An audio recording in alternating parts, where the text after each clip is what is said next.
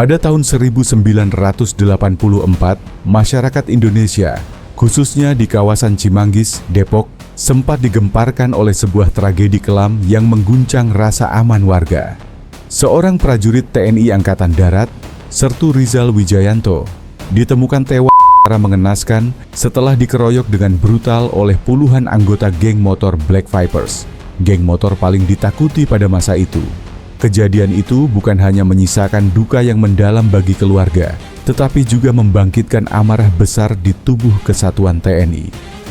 Rekan-rekan Sertu Rizal yang mengenalnya sebagai sosok tenang, disiplin, dan sangat menjaga kehormatan prajurit tidak tinggal diam mendengar kabar rekannya gugur secara tragis di tangan para kriminal jalanan. Jiwa korsa mereka berkobar. Mereka merasa kehilangan, terpukul, sekaligus tersulut untuk memberikan perhitungan kepada geng motor yang terkenal kejam itu. Melalui kisah kali ini, kita akan menelusuri secara lengkap tragedi mencekam tersebut. Bagaimana detik-detik terakhir Sertu Rizal sebelum tumbang? Seperti apa kebrutalan geng motor Black Vipers yang menguasai jalanan Depok di era 80-an? Dan yang paling penting, apa yang sebenarnya terjadi pada kelompok Black Vipers setelah insiden berdarah itu? Semuanya akan kita bahas dalam video kali ini.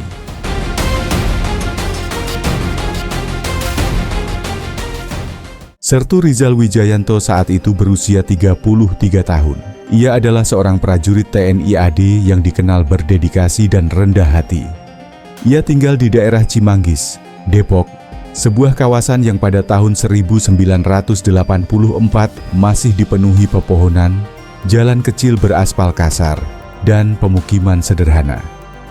Rizal adalah anak tunggal dari pasangan yang sudah berusia lanjut, dan sejak kecil ia dibesarkan dengan nilai kesederhanaan dan ketaatan beragama. Di lingkungan tempat tinggalnya, Rizal dikenal sebagai sosok yang ramah, disiplin, dan sering membantu warga tanpa diminta. Banyak tetangga yang menyayangi keluarganya karena Rizal tidak pernah sombong meskipun ia seorang prajurit. Ia menikah dengan Feni Lestari, seorang bidan desa yang cantik, lembut, dan sangat disukai masyarakat karena sifatnya yang halus dan penuh empati terhadap pasien-pasiennya. Pernikahan mereka diberkahi seorang putra berusia 3 tahun. Anak kecil yang ceria namun masih terlalu kecil untuk memahami kerasnya dunia yang sedang dilalui ayahnya. Malam itu, Rizal baru saja selesai latihan harian di barak. Tubuhnya masih terasa lelah ketika tiba-tiba telepon barak berdering. Salah satu prajurit memanggilnya. "Zal, telepon dari rumah." Rizal bergegas. Begitu ia mengangkat, suara istrinya terdengar tergesa, panik, dan bergetar. "Mas, ayah kritis. Sekarang dirawat di rumah sakit. Dokter bilang kondisinya menurun drastis." Suara Feni terdengar hampir pecah oleh tangis. Rizal terpaku beberapa detik, jantungnya seolah berhenti berdegup. Ayahnya memang sudah lama sakit, namun ia tidak pernah membayangkan malam itu keadaannya bisa memburuk secepat itu. Tanpa menunggu lebih lama, Rizal langsung menuju kantor atasannya. "Lapor, Endan, saya minta izin pulang malam ini. Barusan istri saya menelpon. Ayah saya sedang kritis," ucapnya sambil berusaha menahan kegundahan. Atasannya, seorang perwira menengah yang sudah lama mengenal Rizal, memandangnya dengan tatapan iba. "Silakan Zal, urusan keluarga itu yang utama," ujarnya pelan. "Tapi, hati-hati di jalan. Akhir-akhir ini jalanan makin tidak aman. Banyak penjahat jalanan, geng motor, dan pembawa senjata tajam. Kalau mereka macam-macam, jangan diladeni. Ingat, nyawa kamu lebih berharga." Rizal mengangguk. "Baik, Endan, siap." Ia memberikan hormat penuh, lalu segera menuju barak untuk bersiap. Sekitar pukul 10 malam, Rizal sudah siap berangkat. Ia hanya membawa ransel kecil, pisau komando sebagai perlindungan dasar, dan mengendarai motor trail andalannya.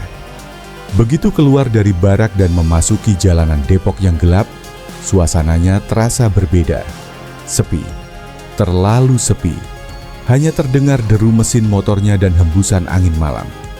Baru 5 menit berkendara, ia mulai merasakan firasat aneh. Ada perasaan tidak enak yang merayap di dada. seperti ada sesuatu yang sedang menunggunya di depan sana. Namun ia mencoba menepis pikiran buruk itu. Yang terpenting baginya saat itu hanyalah mencapai rumah sakit sebelum terlambat.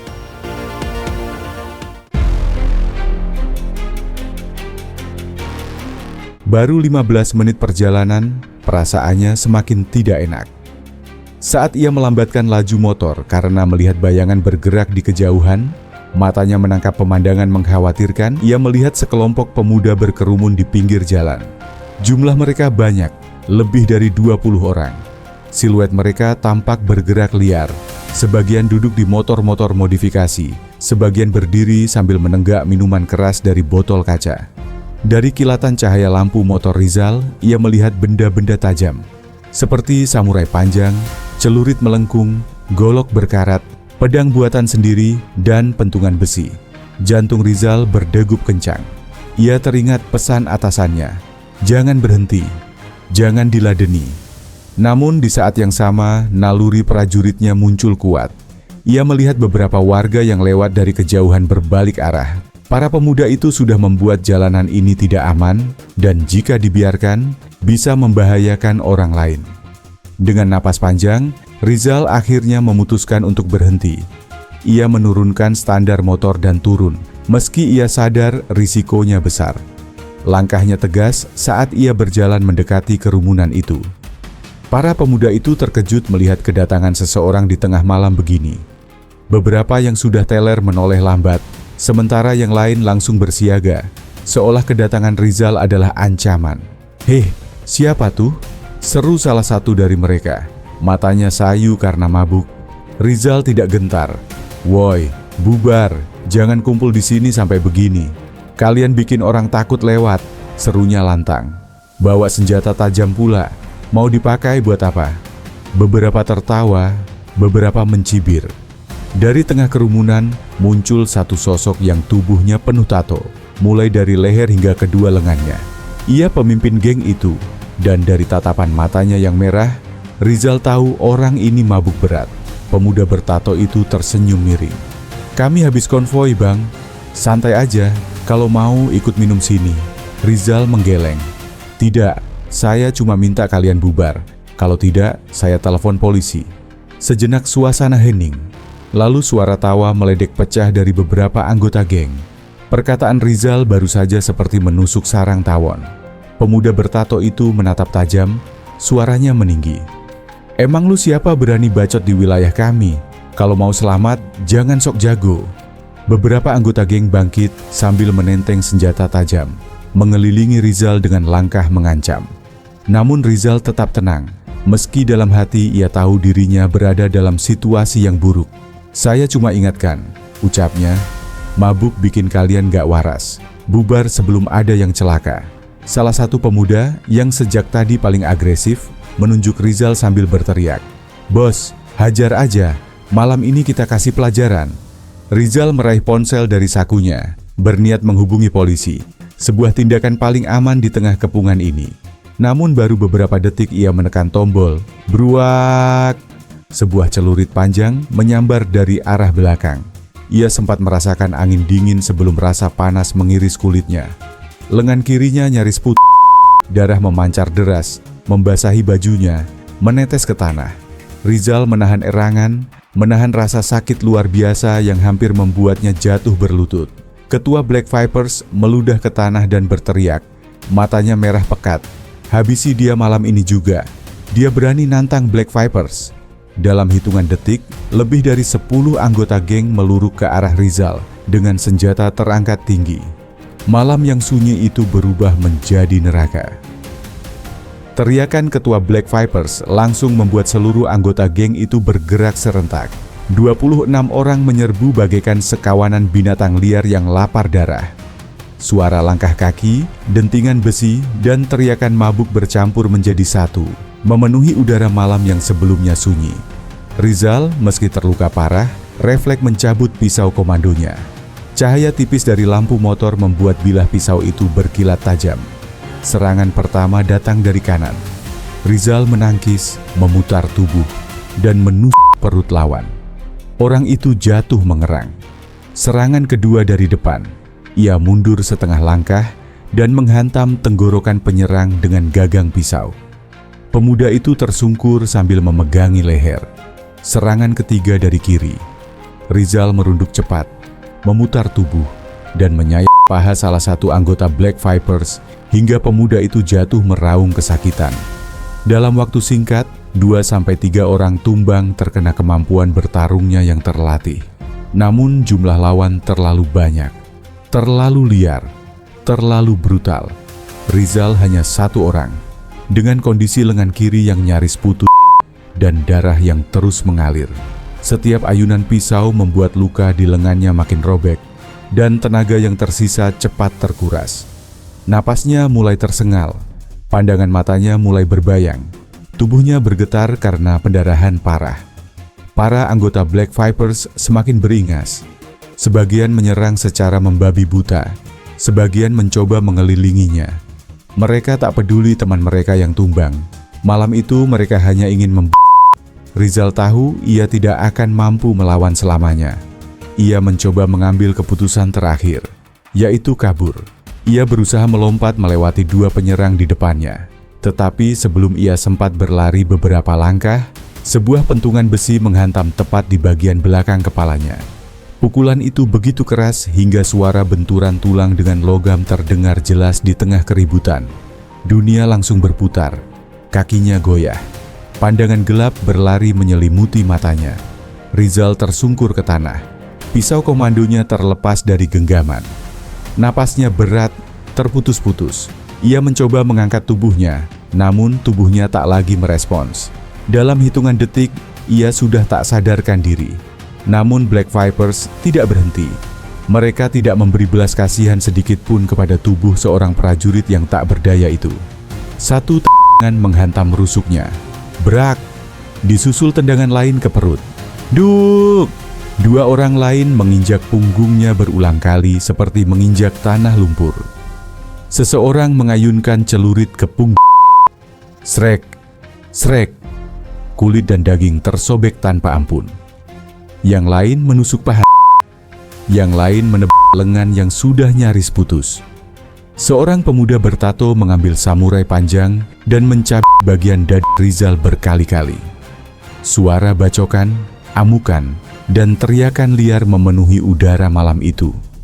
Tidak ada manusia yang bisa bertahan dari serangan sebrutal itu.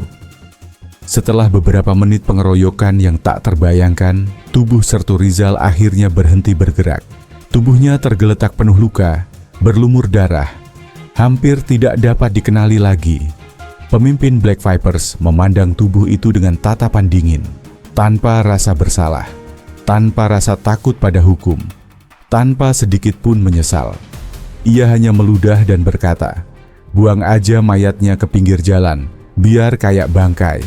2 anggota geng menyeret tubuh itu dengan kasar, membiarkannya membentur bebatuan dan aspal. Mereka melemparkannya di pinggir jalan seperti sampah. Setelah itu mereka pergi, menghidupkan motor, berteriak, dan menghilang ke dalam kegelapan malam, seolah baru saja tidak membunuh seorang manusia. Malam itu, Cimanggis menjadi saksi bisu sebuah kebiadaban yang tak akan pernah dilupakan.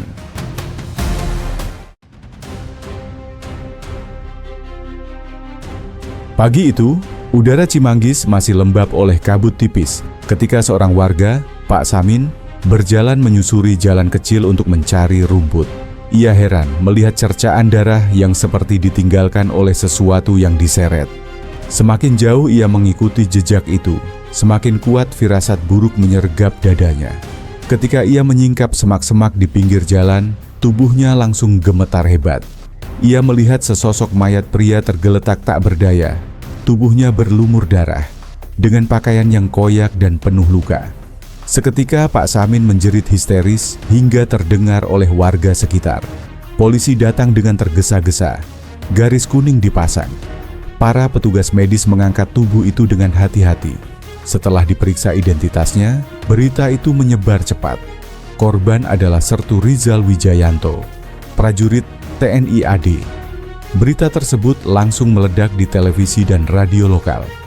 Tayangan wajah Rizal muncul berulang kali. Di rumahnya, Feni Lestari, Istrinya Sertu Rizal menatap layar TV dengan mata membesar. Ia tidak siap mendengar nama suaminya disebut sebagai korban pembunuhan. "Tidak, Mas, tidak." Tubuhnya roboh dan tangisnya pecah seketika. Ia dipeluk ibu-ibu tetangga yang datang membantu. Sementara putra kecilnya kebingungan melihat ibunya menangis keras. Di barak, suasana berubah muram, sekaligus penuh ledakan emosi. Para rekan Sertu Rizal tak percaya bahwa orang sebaik dan setenang dia bisa tewas secara keji di tangan preman jalanan. Seorang prajurit memukul dinding hingga retak sambil berkata dengan suara serak, "Kalau hukum diam, kami yang bertindak." Selama 2 hari berikutnya, para prajurit bergerak diam-diam.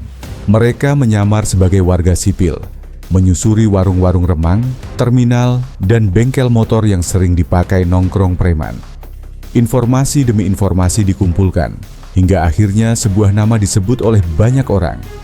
Black Vipers, geng motor yang dikenal brutal, sering membawa senjata tajam, dan tak pernah tersentuh polisi. Lebih mengejutkan lagi, mereka berhasil mengetahui lokasi markas geng motor tersebut. Sebuah gudang tua yang jauh dari permukiman. Digunakan sebagai tempat pesta minuman keras dan penyimpanan motor hasil curian. Karena sudah mengetahui siapa dalang di balik gugurnya Sertu Rizal, tanpa basa-basi, 33 prajurit diam-diam naik 2 truk operasional pada malam hari sekitar jam 12. Mereka tidak membawa identitas, tidak memakai seragam dinas, dan perintah malam itu hanya satu. Tidak ada suara, tidak ada nama, tidak ada jejak. Masing-masing memegang AK-47 dan pisau komando. Perjalanan menuju gudang berlangsung tanpa satu kata pun. Hanya suara mesin truk dan detak jantung yang kian cepat. Sesampainya di lokasi, mereka segera berpencar dan mengelilingi gudang. Dari celah-celah kayu lapuk, mereka bisa melihat para anggota Black Vipers sedang berpesta, mabuk, tertawa keras, menyalakan musik bising, sambil memainkan senjata tajam yang mereka banggakan. Tidak ada aba-aba panjang. Ketika salah satu anggota geng membuka pintu samping untuk merokok, seorang prajurit menarik napas dalam-dalam, mengangkat senjatanya, dan duar. Tembakan itu tepat sasaran. Tubuh pemuda itu terjatuh tanpa sempat berteriak. Musik di dalam langsung berhenti. Kepanikan pecah. Para anggota geng berhamburan mencoba mengambil senjata rakitan mereka. Namun sebagian besar tangan mereka gemetar karena alkohol, dan kualitas senjata yang buruk membuat tembakan mereka kacau tak beraturan.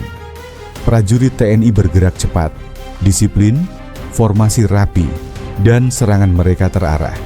Setiap kali seorang anggota Black Vipers mencoba kabur, ia sudah berhadapan dengan prajurit lain yang menunggu di luar. Jeritan ketakutan, suara benturan, dan tembakan bersahut-sahutan mengisi malam itu. Gudang tua itu berubah menjadi arena penegakan keadilan di luar jalur formal. Dalam waktu singkat, 26 anggota Black Vipers tumbang.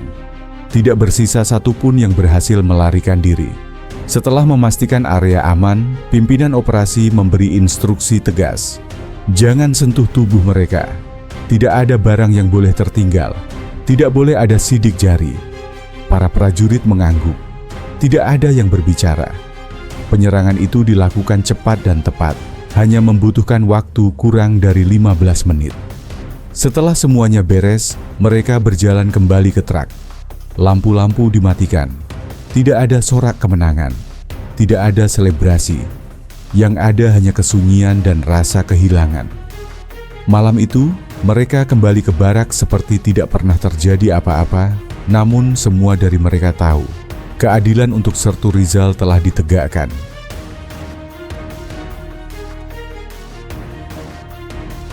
Keesokan paginya, suasana Depok kembali menggegerkan warga. Sekelompok pemuda yang hendak melintas di dekat gudang tua mendadak berhenti karena mencium bau menyengat. Rasa penasaran mendorong mereka mengintip ke dalam. Apa yang mereka lihat membuat mereka langsung lari ketakutan. Di dalam gudang itu, puluhan mayat berserakan. Polisi datang tak lama setelah laporan masuk. Mereka terpaku melihat pemandangan yang ada. Puluhan tubuh anggota Black Vipers yang selama ini ditakuti warga terbujur kaku tanpa perlawanan berarti. Kepala penyelidikan mengusap wajahnya sambil berdesah panjang. "Ini bukan kerjaan orang biasa," ujarnya.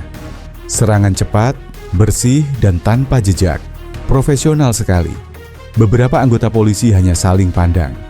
Mereka sudah tahu siapa satu-satunya pihak yang cukup terlatih untuk melakukan operasi secepat dan sesenyap ini. Namun tidak ada bukti, tidak ada saksi, tidak ada rekaman. Seolah-olah para pelaku adalah bayangan yang datang dan menghilang tanpa jejak. Beberapa warga malah berbisik-bisik di warung. Itu pasti balasan dari tentara. Wajar, mereka bunuh satu prajurit baik-baik. Namun polisi tetap menutup pernyataan resmi. Pelaku tidak diketahui. Kasus ditangani, tapi tidak pernah benar-benar menemui titik terang. 3 hari kemudian, langit pagi itu mendung, seakan ikut berduka. Upacara pemakaman Sertu Rizal Wijayanto dipenuhi ratusan orang. Keluarga, tetangga, prajurit dari kesatuan, serta warga yang bahkan tidak mengenalnya secara langsung, namun merasa kehilangan seorang pembela wilayah mereka. Di depan liang lahat, 4 prajurit yang merupakan sahabat terdekat Rizal berdiri tegap. Merekalah yang mengangkat peti jenazah. Langkahnya mantap, namun mata mereka sembab oleh air mata yang ditahan. Ketika peti jenazah diturunkan, suara isak tangis mulai terdengar dari berbagai sisi. Ibunda Rizal menangis keras sambil berulang kali menyebut nama putranya. Istri Rizal, Feni, memeluk foto suaminya erat-erat. Tubuhnya bergetar hebat. "Ayah, jangan tinggalin kami ya, jangan tinggalin Wira." Suara Feni pecah, membuat banyak orang yang menyaksikan ikut menunduk, tak kuasa menahan haru. Sementara itu, anak mereka yang baru berusia 3 tahun hanya memandang bingung. Ia memegang foto ayahnya yang diperlihatkan ibunya. "Bunda, ayah kapan pulang? Ayah kerja ya?" Pertanyaan polos itu menusuk semua hati yang mendengarnya. Rekan-rekan TNI yang hadir berdiri di barisan khusus. Mereka memberi hormat terakhir dengan wajah tegang, namun penuh kesedihan. Beberapa dari mereka terlihat menggigit bibir, menahan emosi yang belum tuntas. Komandan kesatuan memberi sambutan singkat. Prajurit seperti Rizal tidak lahir setiap hari. Ia adalah prajurit yang baik dan disiplin. Kepada istrinya, keluarganya, dan masyarakat, kami menyampaikan duka yang mendalam. Semoga pengorbanannya menjadi amal jariah. Tembakan salvo dilepaskan ke udara, tanda penghormatan terakhir. 1 hari setelah pemakaman, duka belum benar-benar mereda ketika kabar lain datang. Ayah Sertu Rizal meninggal dunia di rumah sakit. Penyebabnya adalah serangan jantung mendadak. Namun keluarga dan kerabat tahu yang sebenarnya. Beliau terlalu terpukul kehilangan putra tunggalnya. "Beliau tidak kuat menahan sedih," ujar dokter. Suasana rumah duka kembali dipenuhi isak tangis. Feni hampir tak sanggup berdiri ketika mendengar kabar itu. Ia merasa kehilangan seorang ayah mertua yang selama ini juga dianggap seperti ayah kandungnya. Warga Cimanggis menyebut hari-hari itu sebagai 3 hari paling kelam dalam sejarah kampung. 2 generasi dalam satu keluarga gugur bergantian. Satu karena kebrutalan geng motor. Satu lagi karena luka batin yang tak tertahankan. Semua orang tahu, kepergian Sertu Rizal menyisakan luka yang tak mudah sembuh. Tragedi yang menimpa Sertu Rizal menjadi salah satu cerita kelam di Depok tahun 1984. Kisah tentang keberanian seorang prajurit, kebrutalan geng motor, dan keadilan yang ditegakkan dengan jalan yang tidak pernah akan diakui dalam sejarah resmi. Masyarakat kini hanya mengenang bahwa seorang prajurit bernama Sertu Rizal telah gugur menjalankan kewajibannya sebagai penjaga keamanan dan moral di tengah masyarakat. Dan hingga kini, tak ada satupun catatan resmi yang menyebut siapa pelaku pembersihan Black Vipers malam itu. Namun warga percaya, itu adalah balasan dari saudara-saudara prajuritnya. Dan Tuhan membiarkan mereka menegakkan keadilan yang dunia tak mampu wujudkan. Itulah yang bisa admin sampaikan. Jika terdapat banyak kesalahan maupun kekurangan, admin mohon maaf ya. Terima kasih banyak kepada kalian yang sudah nonton sampai habis. Sampai jumpa lagi di video selanjutnya.